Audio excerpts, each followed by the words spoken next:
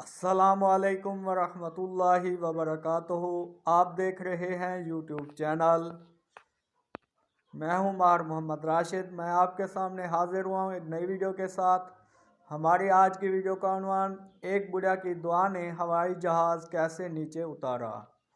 जब अल्लाह ताला दुआ कबूल करता है तो इसके लिए असबाब भी मुहैया कर देता है, मगर कैसे। वो गाड़ी से उतरा और बड़ी तेज़ी से हवाई अड्डे की जानिब लपका। जहाज़ उड़ने के लिए तैयार था और इसे एक कॉन्फ्रेंस में शिरकत करनी थी जो उसी के एजाज़ में दी जा रही थी। जल्दी जल्दी जहाज़ में पहुंचकर अपनी मुकर्रर निश्त पर बैठा और अभी जहाज़ उड़ने के बाद कुछ ही दूर गया था कि अचानक ऐलान हुआ, आसमानी बिजली के कड़कने और तेज़ और तूफ़ानी बारिश की वजह से इंतज़ामी आलात में खलल वाक़या हो गया, लिहाजा जहाज़ को नज़दीक तरीन हवाई अड्डे पर उतारा जा रहा है। वहाँ वो जहाज़ से उतरे ही हवाई अड्डे के अमले के मुंतज़िम के पास पहुँचा और गोया हुआ, मैं एक जाना माना आलमी मुतअद्दिद डॉक्टर हूँ। मेरे लिए मेरा एक एक मिनट इंसानों की जानों के बराबर कीमत रखता है और आप चाहते हैं कि मैं यहाँ 14 घंटे हाथ पर हाथ रख कर बैठा रहूँ। कारकुनों में से एक बोला, जनाब डॉक्टर ज़ेशान साहब, अगर आपको ज़्यादा जल्दी है तो एक गाड़ी किराए पर लेकर अपनी मंजिल मकसूद तक पहुंच जाइए। यहाँ से गाड़ी में वो मकाम 3 घंटे से ज़्यादा दूर नहीं। इसने एक गाड़ी किराए पर ली और अपनी मंजिल मकसूद की जानिब रवाना हो गया, लेकिन यहाँ भी किस्मत काम ना आई। मूसलाधार बारिश और झकड़ आड़े आई और वो सफ़र जारी ना रख सका। अभी ये राह में एक टैक्सी मारता फिर रहा था कि एहसास हुआ रास्ता गुम हो गया। नाउमीदी के साथ आगे चल ही रहे थे कि अचानक एक छोटे से घर पर नज़र पड़ी। इस तूफान में गनीमत जानकर नीचे उतरा और जाकर दरवाज़ा बजा दिया। आवाज़ आई, जो कोई भी है अंदर आ जाओ, दरवाज़ा खुला है। अंदर एक बुढ़िया ज़मीन पर जाए नमाज बिछाए बैठी थी। इसने कहा, माँ जी इजाज़त है मैं आपका फ़ोन इस्तेमाल कर लूँ। बुढ़िया मुस्कुराई और बोली, बेटा कौन सा फ़ोन, यहाँ तो ना बिजली है ना फ़ोन, लेकिन तुम बैठो, सामने चाय रखी है, प्याली में डाल कर पियो, थकन दूर हो जाएगी, और खाने को भी कुछ ना कुछ रखा होगा, खा लो ताकि अगले सफ़र के लिए बदन में ताकत आए। डॉक्टर ने बुढ़िया का शुक्रिया अदा करते हुए प्याली में चाय डाली और पीने में मशगूल हो गया। जबकि बुढ़िया नमाज और दुआ में मशगूल थी, अचानक बिजली को कूदी तो इनकी नज़र पड़ी उस बुढ़िया की जाननवाज की बगल में एक बच्चा कंबल में लिपटा पड़ा है, जिसे वो थोड़ी थोड़ी देर बाद हिलाती जा रही है। जब काफ़ी देर बाद बुढ़िया नमाज पढ़ कर फारिग हुई तो डॉक्टर ने कहा, मैं आपके इस अखलाक और लुत्फ़ व करम का नहायत ही मशकूर हूँ, मेरे लिए भी दुआ कीजिए। आपके अखलाक हसना इस बात की खबर देते हैं कि आपकी दुआ ज़रूर कबूल होगी। बुढ़िया बोली, नहीं बेटा, ऐसी कोई बात नहीं, तुम राहगीर और राहगीरों के साथ हुस्न सलूक अल्लाह का हुक्म है। मैंने तुम्हारे लिए भी दुआ की है, खुदा का शुक्र है कि इसने मेरी हर दुआ सुनी है। बस एक दुआ की कबूलियत में शायद अभी कुछ देर हो रही है।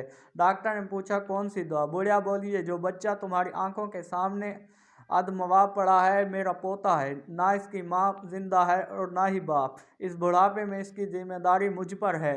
डॉक्टर कहते हैं इससे कोई मूजी मर्ज है जिसका वो इलाज नहीं कर सकते। कहते हैं एक ही डॉक्टर है, बड़ा नामी ग्रामी, नाम बताया था, इसका नाम जीशान है, वो इसका ऑपरेशन कर सकता है। लेकिन मैं बुढ़िया कहाँ इस तक पहुँच सकती हूँ, लेकर जाऊँ भी तो पता नहीं कबूल करे या ना करे। मेरी तो खैर है, ये बेचारा बच्चा ख्वार हो जाएगा। बस अब अल्लाह से ही उम्मीद है कि वो मेरी मुश्किल आसान कर दे। डॉक्टर की आंखों से आंसू निकल रहे हैं और वो भराई हुई आवाज़ में बोला, खुदा की कसम आपकी दुआएं हवाई जहाज़ को नीचे उतार लिया, आसमान पर बिजलियां कुंदवा दी, मुझे रास्ता भुलवा दिया ताकि मैं यहाँ तक खींचा चलाऊँ। खुदा की कसम मुझे यकीन नहीं आता कि खुदा एक दुआ को इस तरह कबूल करके अपने बंदे के लिए यूं असबाब फराहम करते हैं। सुबहान अल्लाह। सामान से लदा हुआ एक बहरी जहाज़ महव सफ़र था कि तेज़ हवाओं की वजह से वो उल्टने लगा। करीब था कि जहाज़ डूब जाता। इसमें मौजूद ताजरों ने कहा कि बोझ हल्का करने के लिए कुछ सामान समंदर बंद करते हैं। ताजरों ने मशवरा करके तय किया कि सबसे ज़्यादा सामान जिसका हो वही फेंक दे। जहाज़ का ज़्यादातर लोड एक ही ताजर का था। इसने इतराज़ किया कि सिर्फ मेरा सामान क्यों, सबके माल में से थोड़ा थोड़ा फेंक देते हैं। उन्होंने ज़बरदस्ती इस ताजर को सामान समेत समंदर में फेंक दिया। कुदरत की शान के समंदर की मौजें इसके साथ खेलने लगी। इसे अपनी हलाकत का यकीन हो गया। जब होश आया तो क्या देखता है कि लहरों ने इसे सहल पर फेंक दिया है। यह एक गैर आबाद जजीरा था। जान बचने पर इसने रब का शुक्र अदा किया, अपनी सांसें बहाल की, वहाँ पड़ी लकड़ियों को जमा करके सर छुपाने के लिए एक झोंपड़ी सी बनाई। अगले रोज़ इसे कुछ खरगोश भी नजर आए। इनका शिकार करके गुजर बसर करता रहा। एक दिन ऐसा हुआ कि वो खाना पका रहा था कि इसकी झोंपड़ी को आग लग गई। इसने बहुत कोशिश की मगर आग पर काबू ना पा सका। इसने ज़ोर ज़ोर से पुकारना शुरू किया, तूने मुझे समंदर में फेंक दिया, मेरा सारा सामान गर्क हो गया। अब यही झोंपड़ी थी मेरी कायनात, इसे भी जलाकर राख कर दिया। अब मैं क्या करूं? ये शिकवा करके वो खाली पेट सो गया। सुबह जागा तो अजीब मंजर देखा कि एक कश्ती सहल पर लगी है और मलाह इसे लेने आए हैं। इसने मलाहों से पूछा कि तुम्हें मेरे बारे में कैसे पता चला? उन्होंने जवाब दिया। इससे ताजर हैरान रह गया। मलाहों ने कहा कि हमें पता था कि ये जजीरा गैर आबाद है, लेकिन दूर से धुआं उठता हुआ नजर आया तो समझे शायद कोई यहाँ फंसा हुआ है जिसे बचाना चाहिए, इसलिए हम तुम्हारे पास आए। फिर ताजर ने अपने पूरा किस्सा सुनाया तो मलाहों ने यह कहकर इसे मज़ीद हैरान कर दिया कि जिस जहाज़ से तुम्हें समंदर में फेंका गया वो आगे जाकर गर्क हो गया। यह सुनकर ताजर सजदे में गिर गया, रब का शुक्र अदा करने लगा और कहा कि पाक है वो ज़ात जिसने मुझे बचाने के लिए ताजरों के हाथों समंदर में फेंकवाया। अपने बंदों के बारे में वही ज़्यादा जानने वाला है। हालात जितने भी सख्त हो जाएं, अल्लाह की रहमत से मायूस ना हो। हर हाल में अपने रब पर भरोसा रखना चाहिए। कौवा एक ऐसा परिंदा है जो अकाब की पीठ पर सवार होकर इसकी गर्दन को काटता है।